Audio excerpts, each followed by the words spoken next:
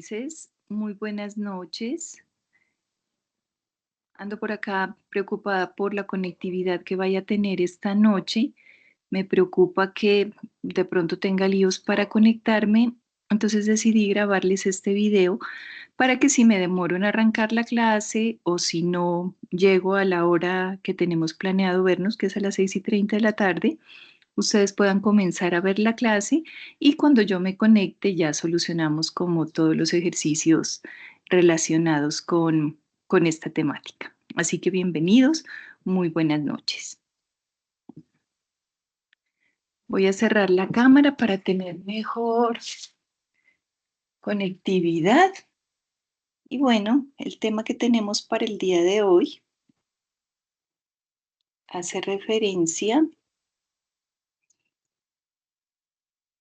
a este material de formación que estamos viendo y hoy nos corresponde la temática 3.1 sobre captación de agua. ¿Qué es la captación? Pues para nosotros es una etapa muy importante porque corresponde justo a la primera fase que debemos surtir para poder llevar el agua a la planta de tratamiento de agua potable. Entonces, sin captación, pues no tendríamos el recurso para tratarlo. ¿Qué quiere decir captar? Captar quiere decir atrapar, quiere decir recoger.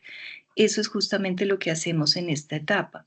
Es atrapar o coger o captar el agua que está en una fuente superficial, en una fuente subterránea, en un lago, el agua lluvia.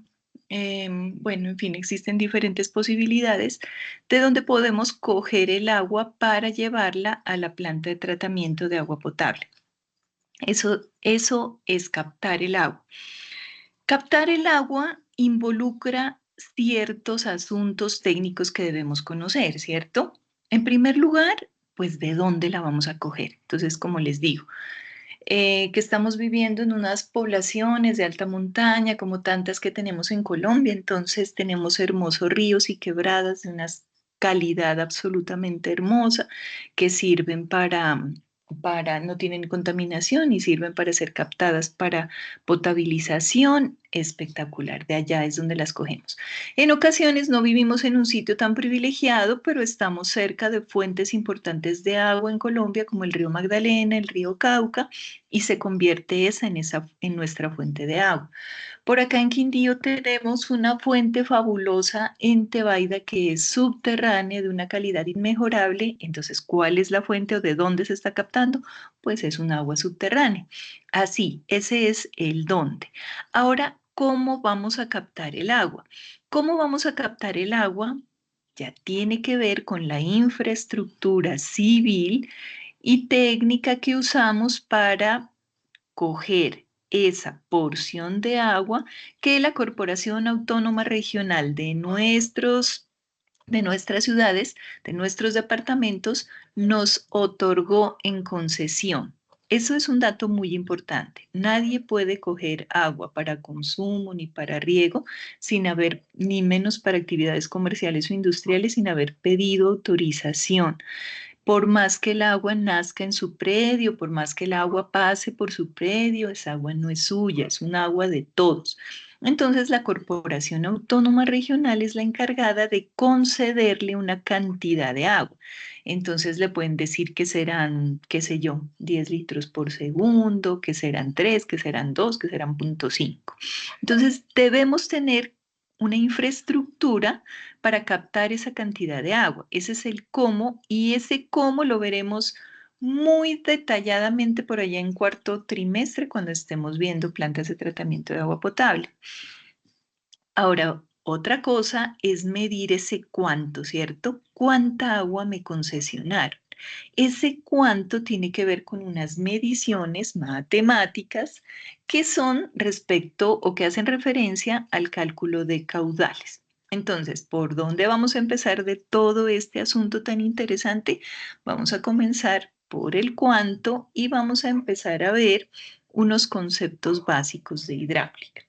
Bueno, la verdad de esto es que en tercer trimestre ven conmigo un módulo completo de hidráulica donde clase a clase vamos a pasar por Pascal, por Bernoulli, por Torricelli, por Venturi y vamos a identificar cuáles son los usos y cómo es que estos principios de estos grandes científicos nos ayudan en el funcionamiento de las plantas de tratamiento de agua. Entonces, en lo que nos vamos a enfocar en este primer trimestre, que es una inducción a todo este asunto, es especialmente en los sistemas de unidades y en la conversión entre unidades. Yo sé que parte de esto lo están viendo en matemáticas, pero en matemáticas lo ven de una forma general, pues como son, así como son las matemáticas. Aquí nos vamos a enfocar en esas unidades y en esa conversión de unidades que nos interesa para este tecnólogo. No vamos a ver generalidades. ¿Listo? Entonces, vamos a comenzar con un asunto muy interesante y son los sistemas de unidades como tal.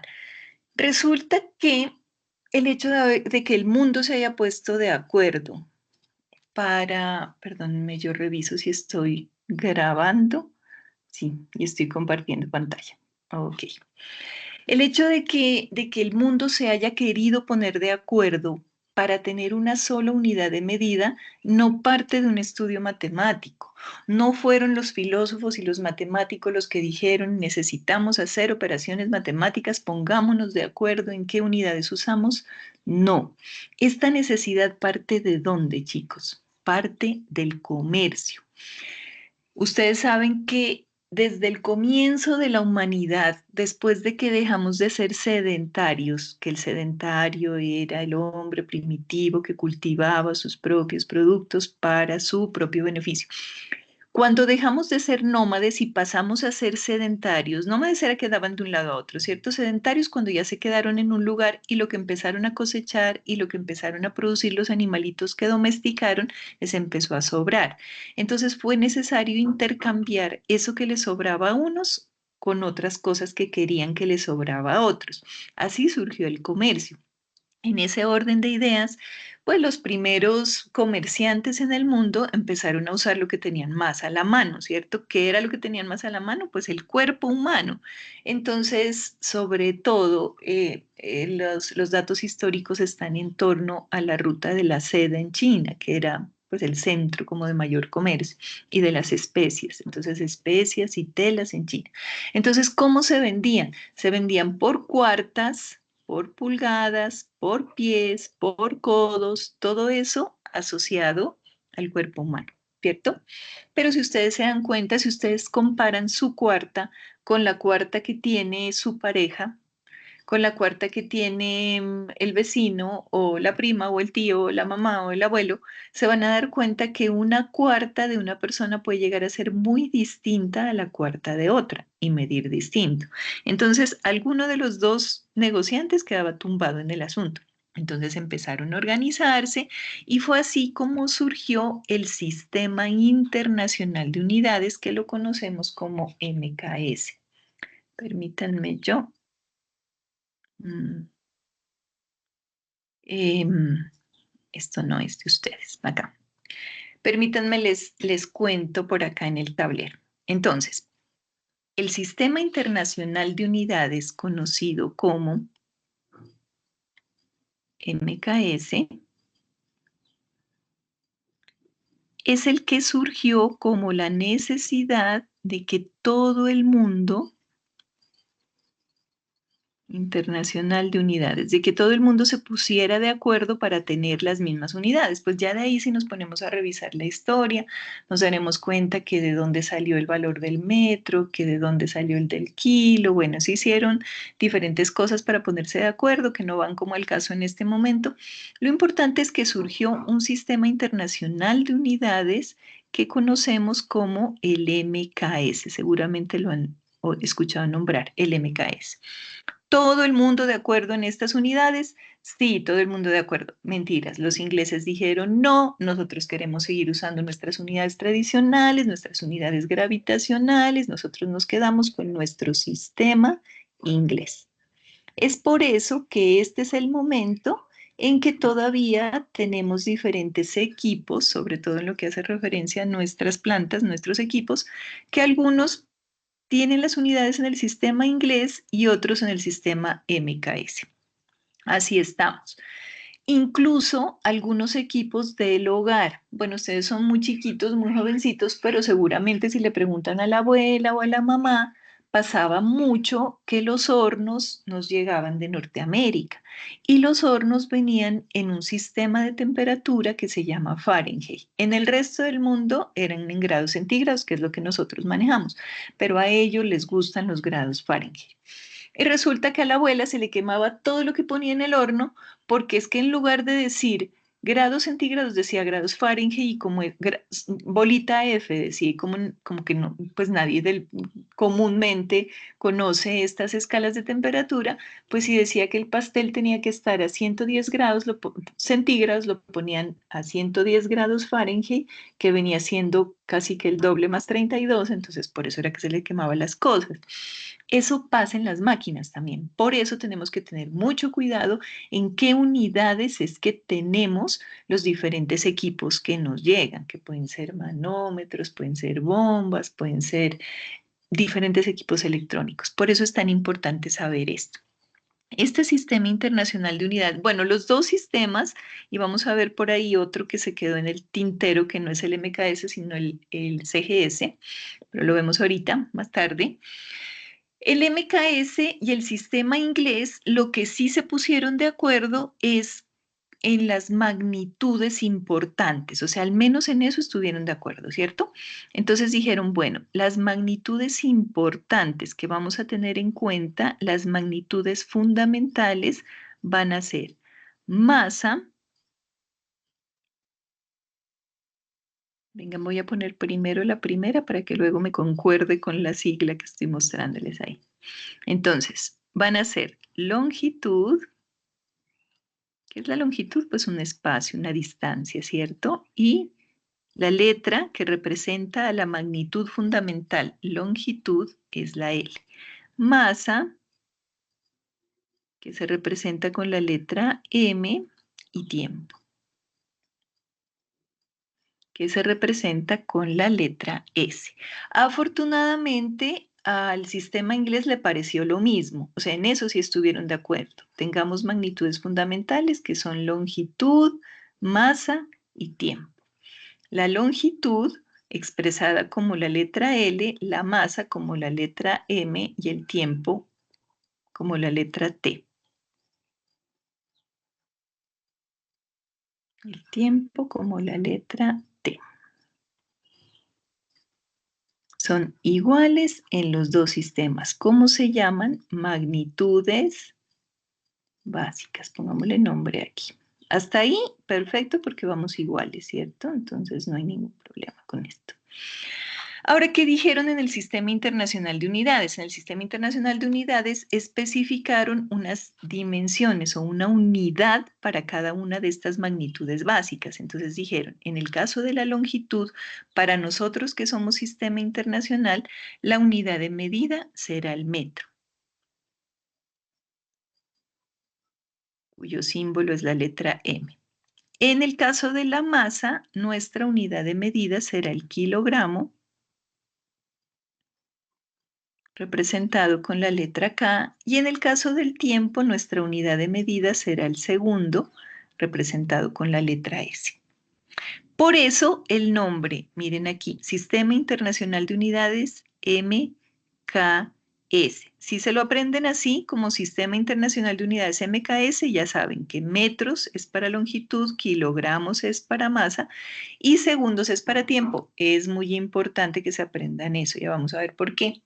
En el caso del sistema inglés, los ingleses dijeron no, a mí para la longitud no me gusta el metro, a mí me gusta el pie.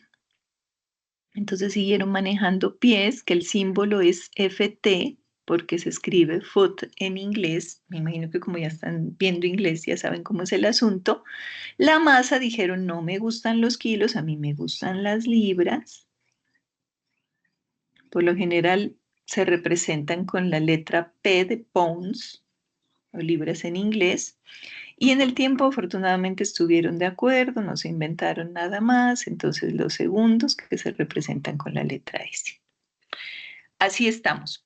Unidades fundamentales, fundamentales de las magnitudes básicas. Entonces, estas de aquí son las magnitudes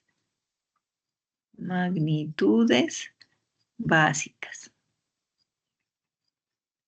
¿Que son cuáles? Longitud, masa y tiempo. Que en el sistema internacional tienen ¿qué unidades? MKS, metros, kilogramos, segundo. En el sistema inglés, pie, libras y segundo.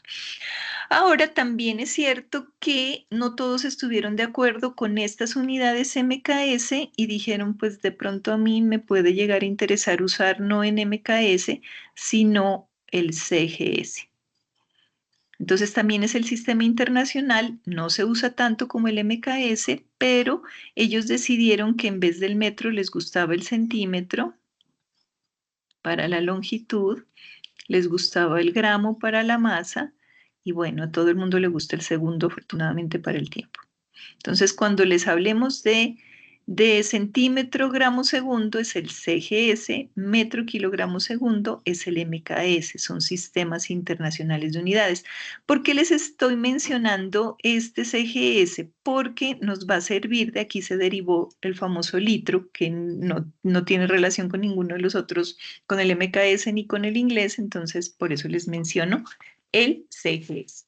Hasta ahí, claro, entendido, que dijimos que para ponerse de acuerdo el mundo dijo que debíamos tener unas magnitudes básicas que son longitud, masa y tiempo, y a esas magnitudes básicas le definieron unas unidades, pero ahí no todo el mundo estuvo de acuerdo, entonces Europa y el resto de la humanidad dijo listo para longitud del metro, para masa el kilogramo, para tiempo el segundo, y Norteamérica dijo no, a mí no me gusta, para longitud del pie, para la masa la libra y para el tiempo el segundo. Hasta ahí, claro, ¿cierto? Esas son magnitudes básicas.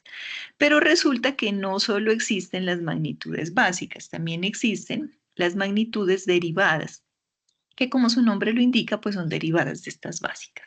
Entonces, por ejemplo, tenemos una magnitud básica que es la longitud.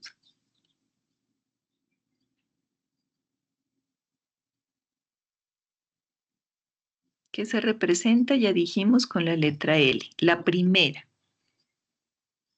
magnitud básica, la longitud. De esta primera magnitud básica, esta primera tiene dos derivadas. No estoy hablando de derivar números como en matemáticas, sino de unidades derivadas o que salen de esta o que toman como base esta. Entonces, ¿cuáles son las magnitudes derivadas de la longitud? Tenemos el área. ¿Qué es un área, chicos? ¿Alguna vez han tenido que sacar el área de alguna cosa? Si es de un cuadrado, lado por lado. Ay, ¿qué cuánto tiene de área de este terreno? Pues usted mide el frente y el fondo y eso lo multiplica y eso es el área.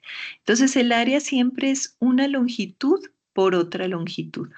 Obviamente, de acuerdo con las figuras geométricas, pues esto tiene algunas variaciones, ¿no? Por ejemplo, el del triángulo, que es lado base por altura sobre 2, que el del trapecio área mayor más área menor por altura sobre 2, bueno, en fin. Pero en últimas es la multiplicación de dos longitudes. Eso es un área, lado por lado. ¿Qué quiere decir esto? Pues que lado por lado, me imagino que ya están viendo en matemáticas las propiedades de las bases iguales, multiplicación de bases iguales, copio la misma base y sumo los exponentes. Cuando no tienen nada, se supone que el exponente es 1, 1 y 1, 2. Por eso es que el área es una longitud al cuadrado. Otra magnitud derivada de la longitud que es sumamente importante para nosotros es el volumen. ¿Y qué es el volumen? Imagínense un cubo. ¿Cómo saca el volumen de un cubo? Pues lado por lado por lado. Estas L's no son de lado, son de longitud. Longitud por longitud por longitud. Que esto nos da ¿qué? Nos da longitud al cubo. ¿Por qué se llaman unidades derivadas? Porque la base es la longitud, pero ya significan otra cosa, ¿cierto? Entonces, la longitud, el área y el volumen. Ahora sí veamos esto en el MKS y en el sistema inglés, ¿cómo vendrían siendo? Entonces, ya sabemos que la longitud en el sistema MKS está representada ¿por qué? Por el metro y en el caso del sistema inglés, por el pie. Voy a poner como sus signos, su símbolo en pie, en foot. Si tenemos la longitud, pero al cuadrado, pues ¿cuál será la unidad? Metros, pero cuadrados. Y en este caso, pies, pero cuadrados, porque estamos hablando de una longitud.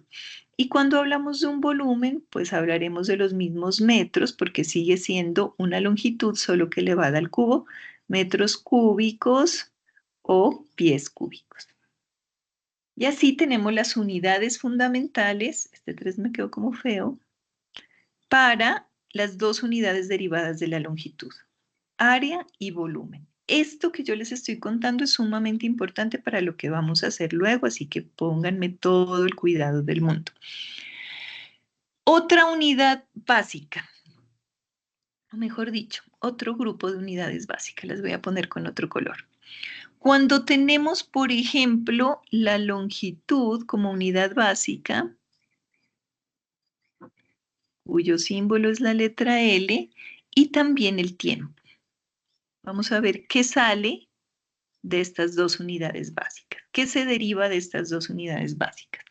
Se deriva una unidad que se conoce como velocidad. Velocidad. Todos los que tenemos oportunidad de andar en algún vehículo, llámese carro, moto, patineta o lo que quiera que sea, sabemos que podemos ir a determinada velocidad. ¿Qué es la velocidad? El espacio recorrido, o sea, la longitud que usted recorre dividido entre el tiempo o respecto al tiempo. Usted dice, voy a 60 kilómetros por hora. El límite de velocidad en este sector en esta carretera es de 90 kilómetros por hora. Es de 60, es de 45 kilómetros por hora. Una unidad de longitud sobre una unidad de tiempo. Ahora, si nos vamos al MKS, pues vamos a estar hablando de metros porque la unidad básica en el MKS de la longitud son los metros sobre segundo. Y si estamos hablando en el sistema internacional, pues serán pies sobre segundo. Las unidades siempre van a tener relación como con la fórmula o como con el sitio del cual nacen las unidades derivadas. Y recuerden que derivado quiere decir que sale de unas unidades básicas. En este caso, la longitud y el tiempo son magnitudes básicas. Una magnitud derivada es la velocidad. Y otra magnitud derivada de estas dos es la aceleración. Nuevamente, los que manejamos sabemos que, por lo general, aceleración.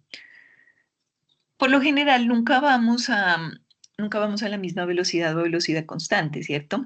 A veces vamos más rápido, a veces más despacio. La forma como varía la velocidad respecto al tiempo se conoce como aceleración y su fórmula es longitud sobre tiempo al cuadrado. Eso es una aceleración, esta es la fórmula. ¿Por qué? Porque es la variación de la velocidad sobre el tiempo, longitud sobre tiempo al cuadrado. ¿Qué quiere decir esto? Que en el MKS, cuando hablemos de una aceleración, las unidades serán metros sobre segundo al cuadrado, porque tiempo está al cuadrado, o en el inglés, pies sobre segundo al cuadrado. Estas son las dos unidades derivadas de cuando tenemos en conjunción la longitud y el tiempo. Aquí en aceleración yo les voy a ir poniendo en otro color. Puede ser por ahí en verde. Una aceleración que es muy importante para nosotros. ¿Cuál será? Entonces aquí le voy a poner una carita feliz para que ustedes vayan teniendo en cuenta que este es un dato perturbador, no, un dato fundamental. Entonces, hay una aceleración que es sumamente importante para nosotros, que se llama aceleración de la gravedad, que es la fuerza con la cual el eje central de la Tierra atrae inevitablemente a todos los objetos hacia abajo, ¿cierto? Es lo que permite que los objetos caigan. esta aceleración de la gravedad tiene un valor ya definido. Si usted está parado en el planeta Tierra, esta aceleración de la gravedad es de 9,8 metros sobre segundo al cuadrado. Obviamente respetando pues estas unidades. Entonces, este es un dato importante, un valor que tienen que sabérselo. Miren, chicos, hay muchas cosas que ustedes me dirán, ay, pero yo le pregunto al Google y yo le pregunto al ChatGPT y él me dice. Para empezar, el ChatGPT a veces dice mentiras, tienen que ustedes comprobarlo. Y además, nosotros trabajamos por lo general en medios rurales, donde no siempre tenemos acceso a Internet. Entonces, que no se sepan un factor de conversión, un tecnólogo en supervisión de sistemas de agua y saneamiento, pues no tiene razón de ser. Entonces, hay cosas que se tienen que saber. Por ejemplo, que la gravedad tiene un valor de 9,8 metros sobre segundo al cuadrado. Eso es algo que sí o sí tienen que aprendérselo. Bueno. Cuando hablamos de otras longitudes básicas, vámonos a ver otra vez con negrito. Cuando se conjuga nuevamente la longitud, que se representa con la letra L, el tiempo, que se representa con la letra T, pero además ahora le agregamos la masa, que se representa con la letra M, surgen unas propiedades que son sumamente importantes para nosotros. La primera de ellas es la fuerza. Estas son unidades, magnitudes básicas, estas de la segunda columna son derivadas. La fuerza.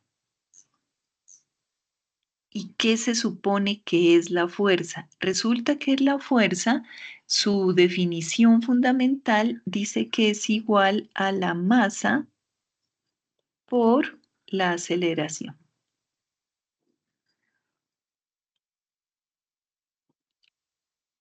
Aplica también para la vida cotidiana, ¿no? Que no tengo fuerza para hacer esto. Pues mueva su masa y empiece a caminar. Eso es masa por aceleración, eso le va dando fuerza.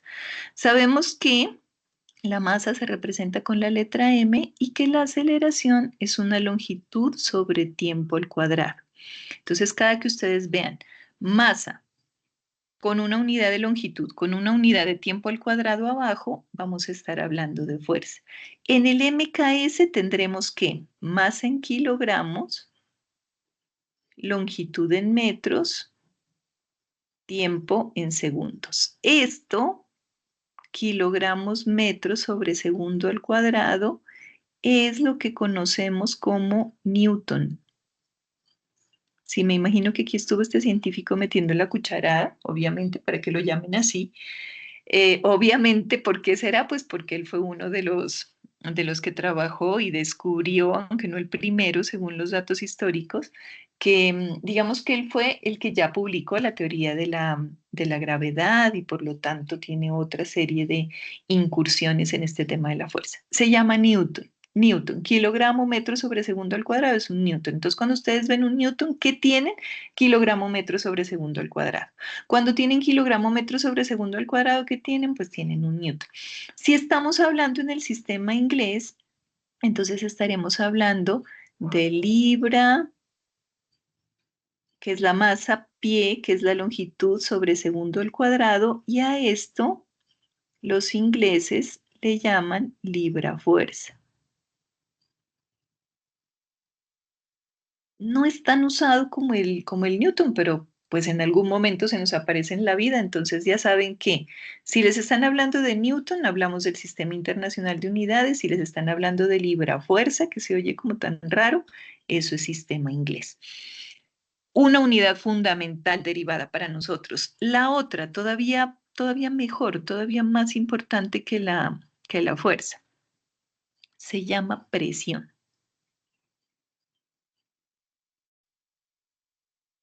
Y la presión, según su definición, es igual a una fuerza aplicada en un área. ¿Qué diríamos entonces? Que la fuerza es la masa por la aceleración, o sea, longitud sobre tiempo al cuadrado, y que el área es una longitud al cuadrado, ¿cierto?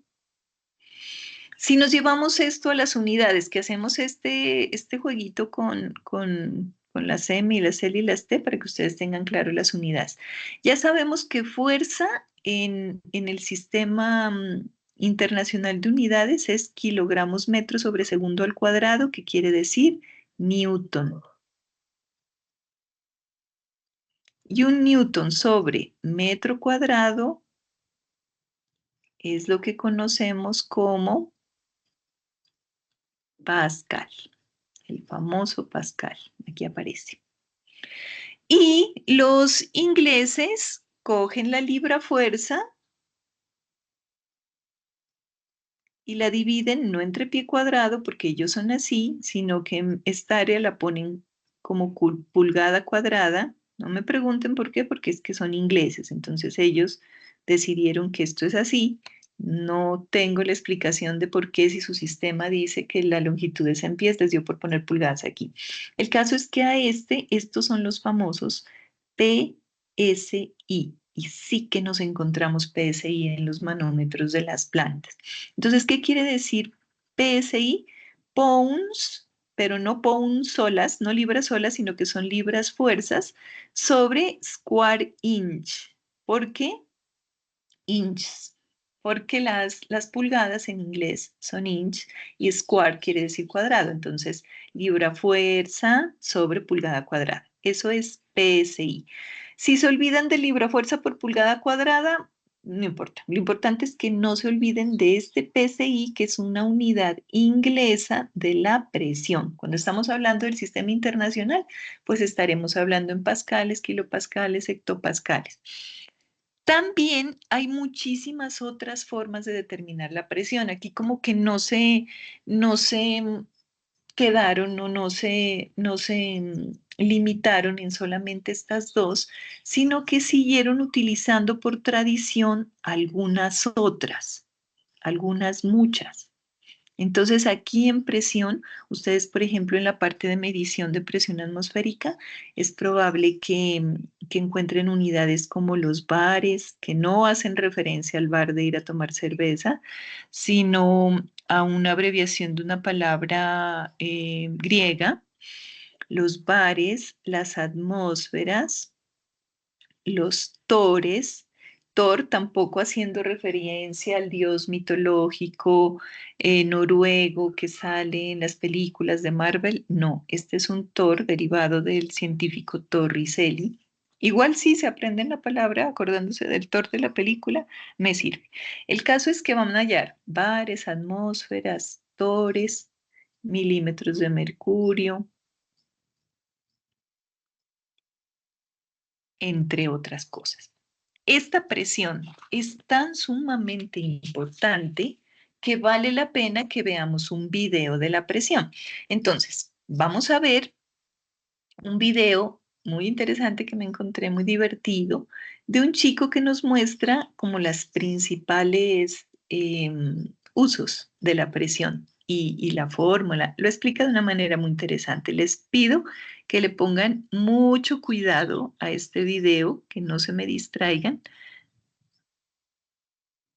Vamos a ver, vamos a escucharlo. Es muy divertido. Y vamos a entender, vamos a interiorizar bien lo que es la presión atmosférica, la presión debajo del agua. Vamos a realizar unos experimentos y vamos a poder responder a unas preguntas como estas. Por ejemplo, ¿cómo llega el agua hasta el grifo de nuestra casa sin necesidad de usar bombas hidráulicas? ¿Cómo aumenta la presión en el mar, por ejemplo, cuando buceamos y nos vamos metiendo hacia abajo? ¿Cómo es posible que haya peces que soporten hasta 1000 atmósferas de presión? ¿Por qué depende esa presión solamente de la altura de agua que tengamos encima y no de la cantidad de agua? Bien, si queréis aprender algo nuevo y responder a todas esas preguntas dentro vídeo.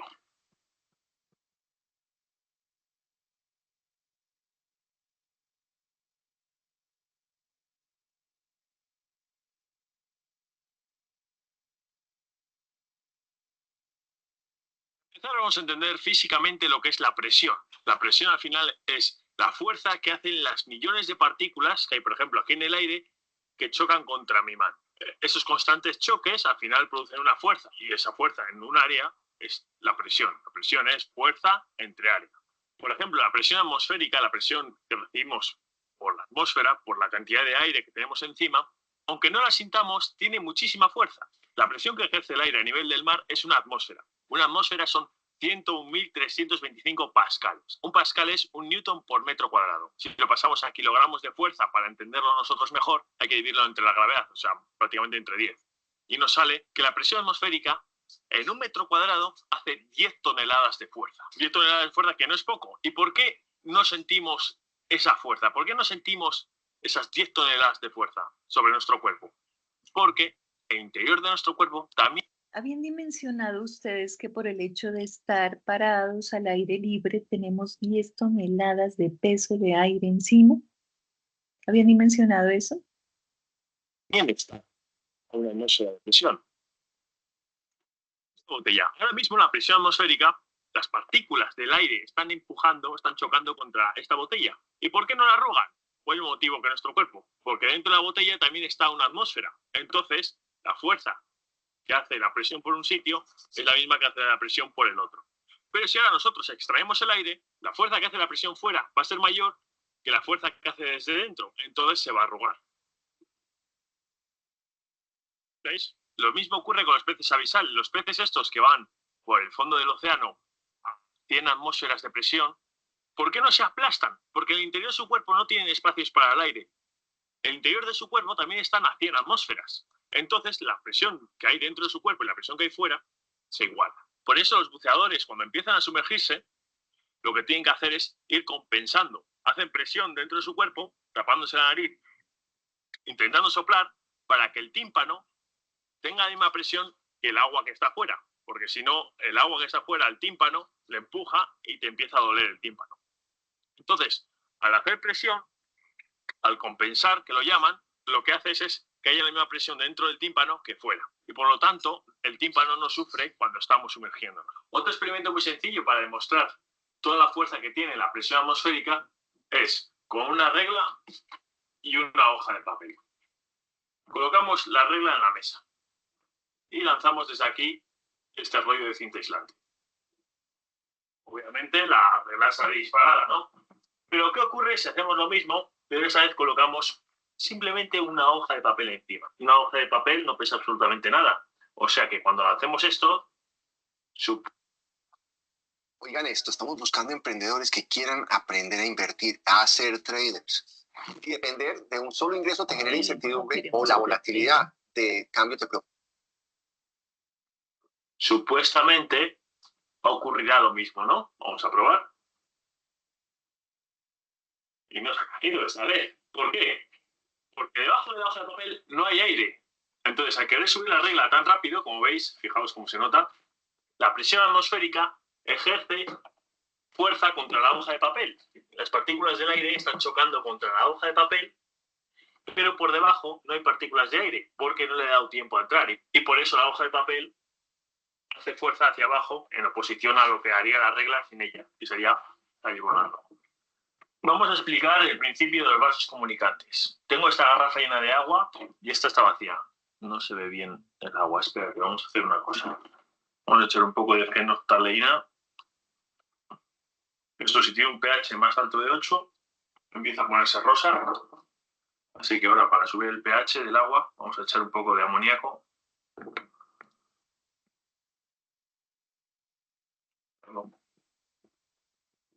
¿Es mejor? Sí.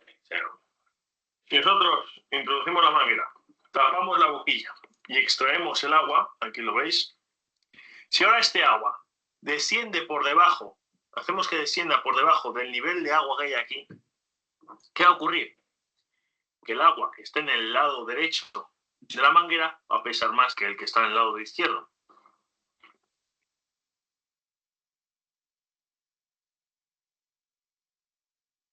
Como veis, al conectarlo por la manguera, el agua está pasando de la garrafa que está más llena a la garrafa que está vacía, hasta que esta baje y esta suba y se encuentren al mismo nivel.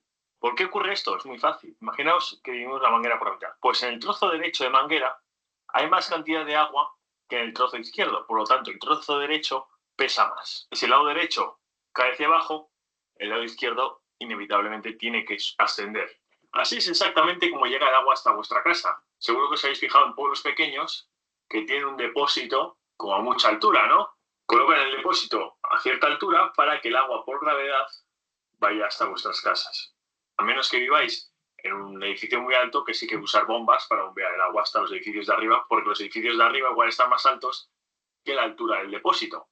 Como veis, el agua tiende siempre a nivelarse. Imaginaros que estamos dentro de una cueva buceando. Una cueva completamente estanca. Da igual cómo hemos llegado hasta ahí. Simplemente imaginaros que estamos en esa cueva. Y esa cueva tiene una pequeñísima grieta que llega hasta la superficie. Ahora imaginaros que se pone a llover fuera. Si se llena esa grieta de agua hasta la superficie, la presión que soportamos nosotros cuando estamos buceando aumenta exactamente lo mismo que si estuviéramos en un lago buceando y se llena el lago hasta arriba.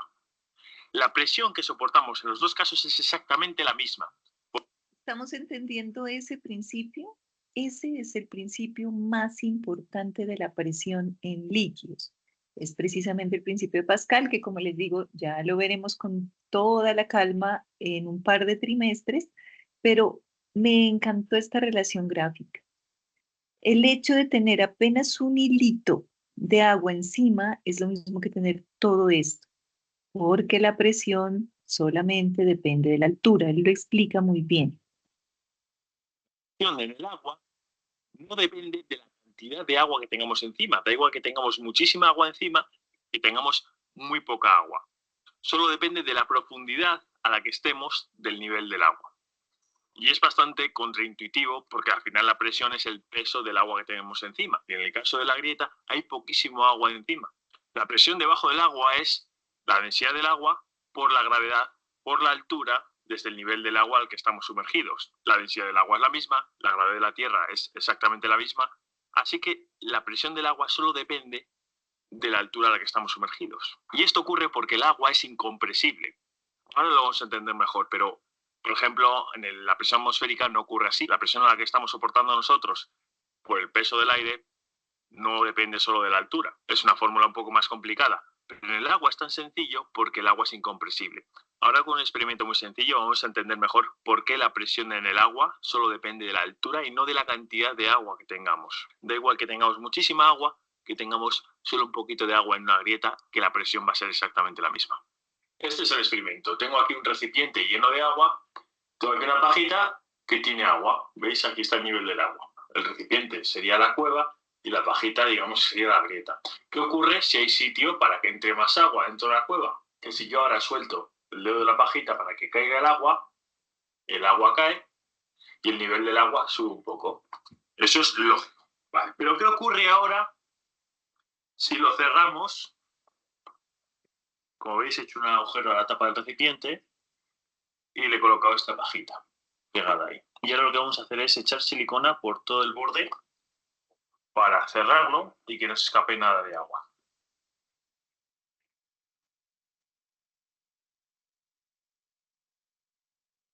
Está completamente sellado. Si nosotros echamos agua, aquí está el nivel del agua, sube por la pajita, ¿no? Lógico. Como veis, por aquí tengo una fuga y está goteando. ¿Por qué gotea? Porque hay presión. Por algún agujerito que tendrá la silicona, pues esta altura de agua hace presión, pues se gotea. El nivel del agua está ahí, ¿de acuerdo? ¿Qué presión tenemos ahora justo aquí? El punto en el que va a entrar ahora mismo al recipiente, a lo que sería la cueva. Pues muy fácil. Medimos la altura del agua. Vemos ahí que está a 16 centímetros de altura. ¿Cómo es la fórmula de la presión? Pues la densidad del agua, que son 1000 kilos por metro cúbico, por la gravedad, 9,81, por la altura, 16 centímetros, que son 0,16 metros. Y nos sale que tiene este punto de aquí una presión de 1569 pascales. Como veis, si ahora hago presión en la tapa, el nivel del agua sube. ¿Veis? Y ahora viene lo que quiero que entendáis. Si este punto de aquí tiene 1569 pascales, el agua que está aquí en este punto quiere entrar dentro del recipiente porque la gravedad está empujándole hacia abajo. Pero no puede entrar porque el agua es incompresible. Así que la presión que tiene ese punto se la transmite al resto del recipiente. Y esta es la clave de todo. La presión dentro del agua solo depende de la altura, no de la cantidad de agua. Da igual que la pajita sea enorme, que sea muy fina. Porque al final la presión que va a hacer el agua por entrar, aunque sea muy poca agua, se va a transmitir a todo el recipiente porque el agua es incompresible. Y entonces... Bueno, ese asunto sé que no es muy intuitivo, como dice este maravilloso chico, pero así es. Y que quede en duda para el resto de la humanidad, pero no para nosotros que estamos estudiando este tecnólogo. Esta es la explicación de por qué funcionan de esa manera el freno de los carros, los gatos hidráulicos. Es que la presión solamente depende de la altura, no de la cantidad. Solamente funcionan líquidos, ¿no? No de la cantidad de líquido que hay encima. Miren, sea eh, cual sea la cantidad, si estuviéramos hablando de cantidad de agua que quisiera entrar a este sistema que ya está completamente lleno de agua, como el agua no se puede comprimir, como sí pasa con los gases, el agua no se comprime, entonces no hay otra opción y esta columna de agua ejerce esa presión que es igual cualquiera que sea la cantidad de agua, porque no puede entrar, porque este líquido ya tiene todo el espacio ocupado. Sí, la presión que hace el agua por entrar, aunque sea muy poca agua, se va a transmitir a todo el recipiente porque el agua es incompresible. Y entonces, una atmósfera de presión, ¿a cuántos metros de agua equivale? Es usar la fórmula que hemos estado usando hasta ahora. La presión es igual a la densidad del agua por la gravedad por la altura. La presión, ponemos 101.325 pascales, la densidad del agua 1.000 kilos por metro cúbico y la gravedad 9,81. Y la única incógnita que tenemos es la altura de agua. Despejamos y nos sale 10,32 metros de agua. O sea que cada 10 metros que nos sumergimos equivale a una atmósfera. Si ahora aquí nosotros estamos en una atmósfera y descendemos 10 metros en el agua, estaremos a 2 atmósferas de presión. Ya hicimos algo parecido con el experimento de la manguera, que conseguimos levantar agua hasta 10,3 metros y a partir de ahí empezaba a hervir el agua. Conseguimos hacer hervir agua con una manguera. Os dejo por aquí el vídeo, está muy chulo. El caso es que intenté hacer un experimento con una GoPro apuntando a un manómetro y lo intenté sumergir en el agua. Intenté bajar el manómetro hasta el fondo del mar para que se viese cómo sube la presión, pero a la GoPro le entró agua y se apagó. Así que lo siento, pero el experimento no ha funcionado. Así que para que veáis la presión que tiene el agua, lo que voy a hacer es subir al monte y dejar caer una manguera de 100 metros. Vamos a hacer este mismo experimento, pero con una manguera de 100 metros y vamos a bajar la manguera hasta 40 metros de desnivel, para que se vea bien la presión que tiene en la punta de la manguera abajo. Que si descendemos 40 metros de desnivel, cada 10 metros es una atmósfera de presión, así que tendremos en la punta de la manguera 4 atmósferas de presión o 4 bares de presión, que es prácticamente lo mismo. Para que os hagáis una idea de lo que son 4 bares, las ruedas de los coches llevan 2 bares, 2,5 más o menos de presión. Y nosotros, simplemente bajando la manguera 40 metros de desnivel, conseguimos hasta 4 bares de presión. Estamos subiendo ahora al monte, llevamos 220 litros.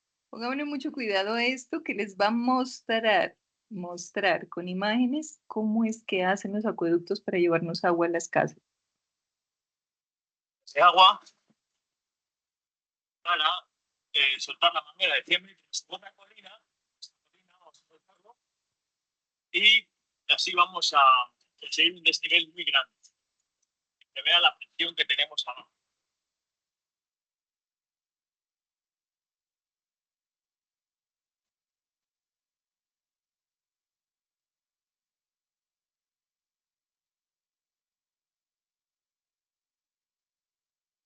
Esta es la manguera de 100 metros que vamos a usar para ir bajándola por aquí abajo y conseguir el desnivel.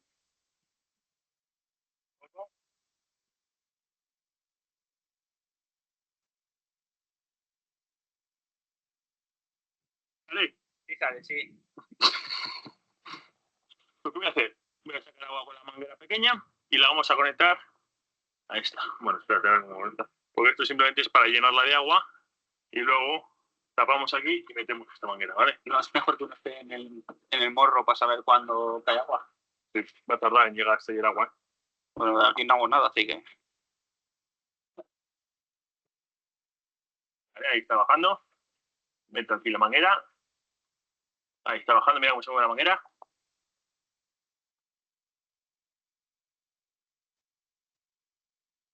Voy a sacar esto. Sí. y meto aquí esta manguera. De abajo, así como el agua. Dale. Dale, tápalo. ¿De presión? Sí se hace presión, ¿eh? ¿Qué se hace tú? A ver. ¿Qué se hace? He traído aquí este invento. Como veis, son 2 pletinas. ¿Veis estas pletinas? Aquí lo que voy a hacer es meter la manguera y apretar con los tornillos para cerrarla. Está caliente, ¿eh? Al ser la manguera negra, claro, se calienta. Vale. ¿Pero bien? Sí. Vale. Como veis, ahí ya nos sale el agua, es imposible. Y ahora lo que vamos a hacer es bajarla todo abajo que podamos, a ver qué ocurre.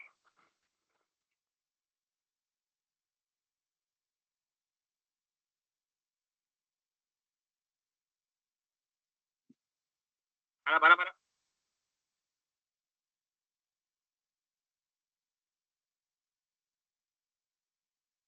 ¿Eres de Colombia y no estás ganando lo suficiente para vivir la vida que quieres? Nunca antes ha habido tantas facilidades.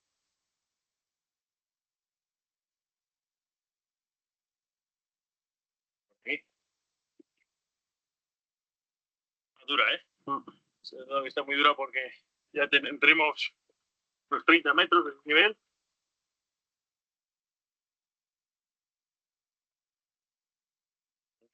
Estoy asegurándome ahora que no esté la manguera en ningún sitio doblada para que pase el agua. Mira, aquí se ve bien. Ahí arriba está el Land Rover con el agua. Y ahí abajo está la punta de la manguera.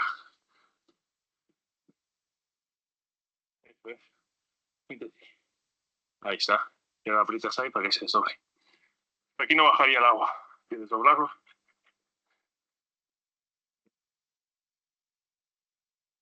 Estamos a 180 metros de altitud sobre el nivel del mar, aquí donde el Land Rover. Vamos a ver a qué altura conseguimos bajar la manguera. Bueno, y hasta aquí ha llegado la manguera. No para más, tampoco podía jugar mucho más porque fijaos lo que hay ahí abajo. Oh, chaval. Bueno, vamos a cortar ahora ahí, a ver cómo sale la presión. Ahora estamos a 140 metros de altitud y arriba estábamos a 180 metros de altitud, así que hemos bajado eso, 40 metros. Por lo tanto, si hay 40 metros de altitud, aquí tendremos una presión de unos 4 bares, 4 atmósferas. Vamos a cortar.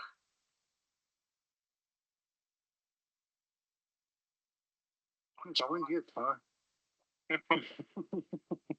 Oh, chaval. Está caliente, ¿eh? Normal. La manguera negra. Joder.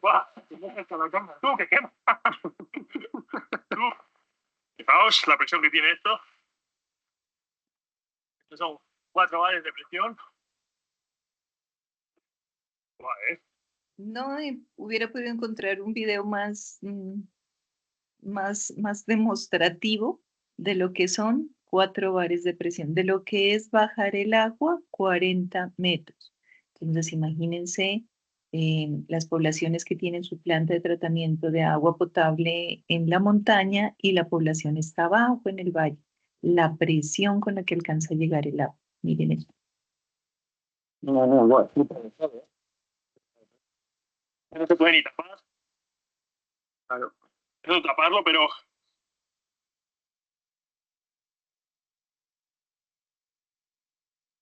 No, tápalo bien. Tapa fuerte. No se puede.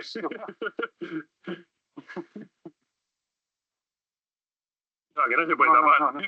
No se puede. Hay tanta presión que no se puede.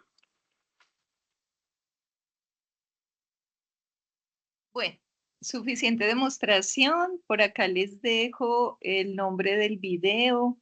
Dice que es la presión física. El autor es H. Room, por si quieren seguirlo, porque este chico explica muy bien estos fenómenos, pues de una manera como muy divertida y muy práctica. Le quise dar ese stand-by a la presión porque de verdad que es una de las magnitudes derivadas de la masa, la longitud y el tiempo, que es de lo más importante que necesitamos nosotros en este tecnólogo. Pero no todo en la vida es presión, también tenemos otras unidades que podemos llegar a utilizar, por ejemplo, el trabajo, es otra magnitud derivada. El trabajo se representa con la letra W y es igual a la fuerza por la longitud. Entonces, como sabemos en el sistema MKS, la fuerza se representa en newton. ¿Qué newtons qué son? Kilogramos metros sobre segundo al cuadrado. Si ustedes encuentran un newton multiplicado por un metro, a esto se le llama julio. No tenemos julios acá en el grupo, ¿cierto? Bien. Una unidad de trabajo. Newton por metro es un julio. Y en el caso del sistema inglés será la libra fuerza por pie. Aquí si tuvieron en cuenta el pie, no se llama de ninguna manera, simplemente libra fuerza pie. No es como de las cosas que uno más encuentra en la vida, se encuentra mucho el julio, pero de aquí sale. Julio es un newton por metro porque el trabajo es la fuerza multiplicada por la longitud. Otra unidad sumamente fundamental para nosotros que utilizamos muchísimo, muchísimo, al igual que la presión, es la densidad. ¿Y qué es la densidad? La densidad es la masa dividida entre el volumen. Eso es la densidad, masa entre volumen. En magnitudes fundamentales, la masa se representa con la letra M y el volumen, recuerden que es una magnitud derivada de la longitud, que es la longitud al cubo. Entonces, la densidad en el sistema MKS estará representada por kilogramos sobre metro cúbico. Y en el sistema inglés estará representada como libras sobre pies cúbicos. Aquí otro dato perturbador, no, otro dato importante. Otro dato importante que aprenderse. Tenemos que la densidad del agua, la densidad es una propiedad intrínseca de la materia, es como la cédula de las sustancias químicas, es lo que nos ayuda a identificarla. Sabemos, siempre nos han contado que la densidad del agua es 1, pero esa densidad del agua 1 la expresaron en el sistema CGS, o sea, en el de centímetros, gramos, segundos. Entonces es 1 gramo sobre centímetro cúbico. En el MKS, la densidad del agua, que se representa con la letra griega ρ, que se escribe así, la densidad del agua es igual a 1000 kilogramos sobre metro cúbico.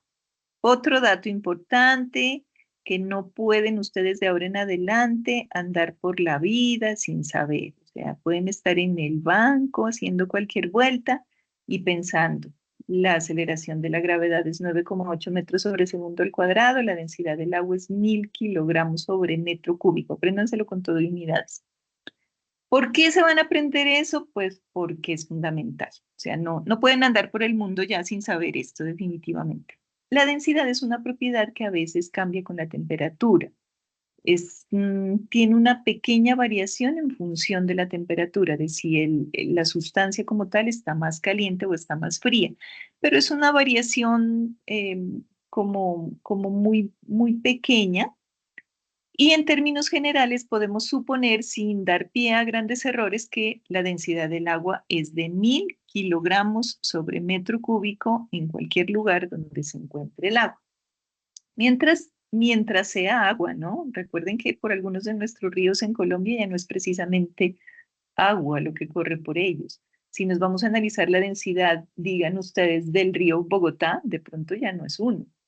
De pronto eso que corre por ahí ya no es precisamente agua, ¿cierto? Ya es una mezcla de muchas cosas. Bueno, pero eso es otra problemática. Otra de las propiedades derivadas que es sumamente importante para nosotros es el caudal. ¿Y qué es el caudal? El caudal es el volumen que pasa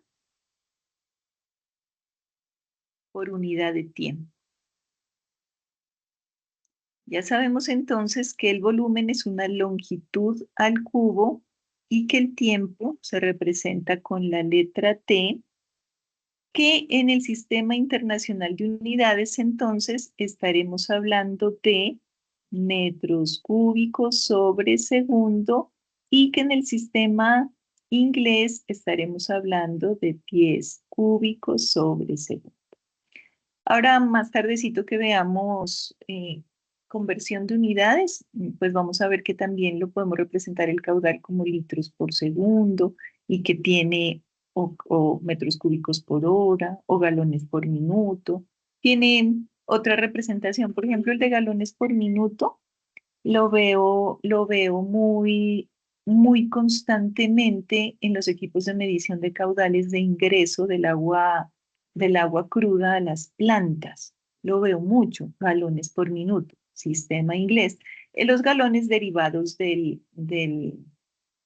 no mentira, los galones, hay galones derivados del sistema inglés y galones también son del sistema internacional de unidades. Más o menos corresponden como a 3,7 litros. Ya vamos a ver eso en transformación de unidades. Por lo pronto necesito que se acuerden que el caudal es un volumen que pasa en una cantidad o en un espacio de tiempo y que se representa en metros cúbicos por segundo.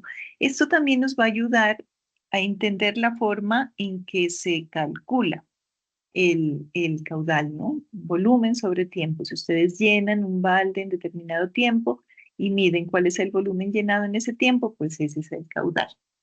Y aquí el documento, bueno, miren que ya vimos el sistema de conversión, aquí donde nos habla del sistema inglés, ya vamos a ver la conversión de unidades, ya vimos lo que es presión, que es la fuerza sobre área, la tasa de flujo, que es el caudal. Hay unos conceptos de aquí, por ejemplo, el peso específico, la densidad específica, el principio de continuidad de Bernoulli y la altura piezométrica que los voy a dejar pendientes para el tercer trimestre. ¿Por qué? Porque no me interesa en este momento llenarlos de fórmulas o asustarlos con conceptos matemáticos, porque para primero y segundo trimestre yo lo que necesito que sepan es lo que les voy a enseñar en esta clase de matemáticas, ¿cierto? Esto tiene como un fundamento más importante para cuando ya vayamos a comenzar a ver el funcionamiento de las operaciones unitarias en planta. Entonces, esto de altura piezométrica, Bernoulli, y ¿qué es esto otro acá? Y la altura piezométrica, dejémoslo en stand-by un ratico. Aquí nos hablan, bueno, esto es un Venturi, eso también lo vamos a dejar quieto, pero lo que sí quiero que ustedes entiendan es que resulta que el señor Bernoulli, un científico sumamente inteligente, se dio cuenta de un asunto. Digamos que tenemos un tubo ancho por donde va pasando una cantidad de fluido, cualquiera que sea. Lo interesante es que esto es para cualquier líquido. Y de repente hay una contracción y el líquido que estaba por acá todo ampliamente pasando por este sitio bien ancho, tiene que pasar por este sitio más angosto. ¿Qué fue lo que dijo Bernoulli? Bernoulli dijo la cantidad de líquido que pasa por unidad de tiempos, el caudal, en esta parte gordita tiene que ser la misma cantidad de agua si yo la mido en esta parte flaquita. ¿Qué es lo que va a cambiar? Entonces miremos un líquido azul. Digamos que tenemos una cantidad de agua que está pasando por aquí, esta cantidad de agua, ¿cierto? Vamos a analizar, hagan de cuenta que no existe nada más que esta cantidad de agua que está contenida en este pedacito de este cilindro. Como el tubo es redondo, pues obviamente esta partecita de aquí adentro va a ser parecida a un cilindro. Y este cilindro gordito es lo que tenemos aquí, de una cantidad X de agua. Y aquí obviamente miren que hay una longitud que viene siendo como la altura de este cilindro, ¿cierto? De este cilindro imaginario que estamos viendo que está dentro. Para que a mí me funcione esa ley de Bernoulli que dice que un volumen que pasa por este tubo gordito tiene que ser el mismo volumen que pasa por este tubo delgado. Si yo quiero el mismo volumen en esta parte que es más angostica, pues seguramente lo voy a tener que medir de aquí a acá, ¿cierto? Entonces, si yo quiero esta misma cantidad de volumen, seguramente voy a tener también este cilindro, pero lo voy a tener más larguito. Esto querría decir que en este tubo gordo, esta porción es más, tiene una altura, este cilindro. Ay, a veces enloquece mi lápiz. Perdón, perdón. ¿Qué quiere decir que espérenme, ya. ¿Qué quiere decir? Que este cilindro imaginario en un tubo gordo es más bajito que este cilindro imaginario en un tubo delgado si quiero que contenga la misma cantidad de volumen, si quiero que cumpla la ley que nos dejó Bernoulli que dice que la cantidad de volumen, y no solo Bernoulli, es una ley fundamental de la termodinámica, la materia no se crea ni se destruye. Entonces, si no tenemos una salida de agua, si no tenemos una pérdida, si el tubo no está roto, pues obviamente esta cantidad que estoy analizando de agua en este pedazo de tubo gordo va a ser exactamente la que analizo o la que pasa por acá. Solamente que la forma en la que lo miramos es distinta. Aquí esta longitud es más delgada, acá esta longitud es más alta, pero las dos están pasando en una unidad de tiempo, ¿cierto? Ahora, está loco mi lápiz. Uy, no, chicos, ¿qué pasó? Escape. Enloqueció mi lápiz, ya. Obviamente estamos haciendo relación a un volumen que pasa o una cantidad de líquido que pasa en determinada porción de tiempo, ¿cierto? ¿Qué fue lo que descubrió Bernoulli? Que como les digo, lo vamos a ver ampliamente en un par de trimestres, pero sí es importante que lo entiendan desde ahora. ¿Qué pasó? Dijo, bueno, este volumen en este cilindro tiene una longitud, pero la longitud no es volumen, entonces yo necesito un área. ¿Cuál área necesito? El área transversal de este cilindro. Entonces, como esto tiene que ser igual, descubrió que en este punto 1, el área 1 por espacio sobre tiempo, que viene siendo velocidad 1, va a ser igual al área 2 por velocidad 2. ¿Por qué velocidad? Porque es una longitud en un espacio de tiempo. De allí salió la famosa velocidad. Y esta, en últimas, es la otra fórmula que tenemos para calcular caudal.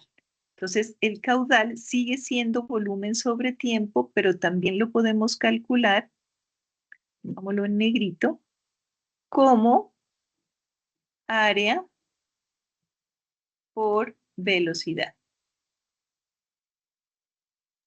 Sabemos que el área es una longitud al cuadrado y que la velocidad es una longitud sobre tiempo.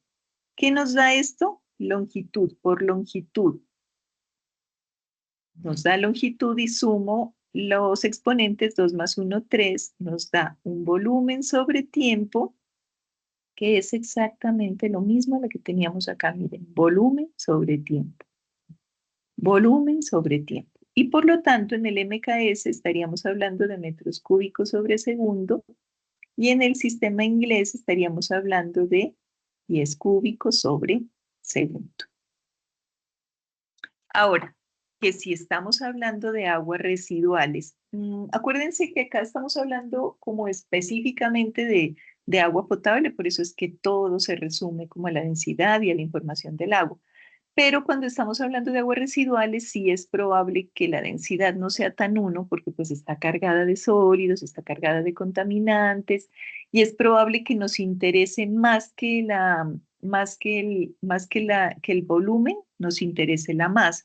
Entonces, también podemos hablar de lo que es un caudal másico o cargas contaminantes, que se les llama en aguas residuales, que también lo veremos ampliamente en su momento, pero pues para que vayan teniendo una idea, donde no nos interesa el volumen, sino la masa que transcurre en unidad de tiempo. Masa en unidad de tiempo. Entonces estaremos hablando de kilogramos sobre segundo o de libras sobre segundo. Aquí es en la normatividad colombiana, se olvidaron del MKS, y aquí toda la normatividad colombiana, cuando hablamos de caudal másico o carga contaminante, no la piden en kilogramos por día. Pero bueno, ya tendremos oportunidad de echarle lápiz a esto. Entonces, y dado que ya vamos, ¿cuánto vamos de grabación? Ya vamos 1 hora. Entonces espero no embolatarme más de 1 hora esta noche para poder llegar a la clase, pero mientras tanto, pues ustedes van a ir viendo esta información. ¿Cuál es la conclusión de este tema? Que existen unas magnitudes básicas con las que se pusieron de acuerdo en todo, absolutamente todo el mundo, y dijeron, sí, vamos a tomar como magnitud básica la longitud L, la masa M, el tiempo T. En lo que no se pusieron de acuerdo fue en las unidades, y en el Sistema Internacional de Unidades MKS dijeron para la longitud del metro, para la masa el kilogramo, para el tiempo el segundo, MKS. Y en el sistema inglés dijeron en la longitud del pie, en la masa la libra y en el tiempo el segundo. Entonces, esas son unidades o magnitudes fundamentales. De esas magnitudes básicas o fundamentales salen otras que son derivadas y que son muy usadas. De la longitud sale el área y el volumen. De la fórmula como tal se desprenden las unidades que representan en cada sistema esas magnitudes derivadas. El área en metros cuadrados, el volumen en metros cúbicos. De la longitud y el tiempo se deriva la velocidad y la aceleración. La velocidad como un espacio sobre tiempo, la aceleración como una variación de la velocidad en el tiempo, como un espacio sobre tiempo al cuadrado. Metro sobre segundo al cuadrado, ya tienen que saberse ese valor de la gravedad. Respecto a la longitud del tiempo y la masa, aparecen dos magnitudes derivadas que son absurdamente importantes. Masa por aceleración, que es la fuerza, masa por longitud sobre tiempo al cuadrado, que cuando la llevamos al MKS se transforma en kilogramos de la masa, metros de la longitud, segundo al cuadrado del tiempo al cuadrado, y a esto se le conoce como newton. Un newton, que es entonces kilogramo metro sobre segundo al cuadrado. Y en el sistema inglés, a la libra pie sobre segundo al cuadrado se le conoce como libra fuerza, que es una unidad de fuerza. Y la fabulosa presión, que la vamos a tener por todos lados en nuestra vida de ahora en adelante, es la fuerza que se ejerce sobre unidad de área. Como la fuerza está en newton y el área en el MKS está en metros cuadrados, newton sobre metros cuadrados es un pascal. Y libra fuerza sobre pulgadas cuadradas, recuerden, lo siento, aquí no les dio por obedecernos con el sistema internacional inglés y no quisieron utilizar el pie, utilizaron la pulgada, así son ellos, pero surgió esta unidad tan importante que es el PSI. Tenemos entonces unidades de fuerza como el pascal y el PSI, y también otras muchas que vamos a ver ahorita que sigamos con la clase. El trabajo se representa como fuerza por distancia, y tenemos que el newton por metro es un julio y que la libra fuerza por pie es libra fuerza por pie, no tiene otro nombre. Que la densidad, que es la relación del volumen que ocupa determinada masa o del peso de un volumen definido, lo mismo del otro lado, que se representa con la letra griega ρ, es la masa sobre la longitud al cubo, que es el volumen, y que por lo general está en kilogramos sobre metro cúbico o en libras sobre pie cúbico. Por acá tenemos la densidad del agua. El caudal, absolutamente fundamental, tiene dos formas de calcularse, como un volumen sobre tiempo cuando tenemos los metros cúbicos o los pies cúbicos, o como área por velocidad. ¿Dónde puse eso? Aquí está, área por velocidad, donde el área es la longitud al cuadrado y la velocidad es longitud sobre tiempo y se vuelve longitud al cubo sobre tiempo, que es ¿qué? Volumen sobre tiempo. Exactamente lo mismo. Si no lo queremos en volumen, sino en masa, pues será masa sobre tiempo. Voy a parar aquí esta grabación porque espero, de verdad, de todo corazón, que haya podido solucionar, o que no, es que de pronto ni siquiera tengo impases en esta noche, pero pues por si acaso voy a dejar este video como listo para que ustedes tengan acceso a la información mientras yo llego. Entonces, voy a parar aquí la grabación y ya nos vemos en clase para seguir con los factores de conversión, que son ¿qué? Es aprender a pasar una unidad a otra en los diferentes sistemas y seguramente eso lo están viendo en matemáticas, pero acá vamos a ver unas cosas como muy específicas. Entonces, chicos, nos vemos más tarde. Un abrazo.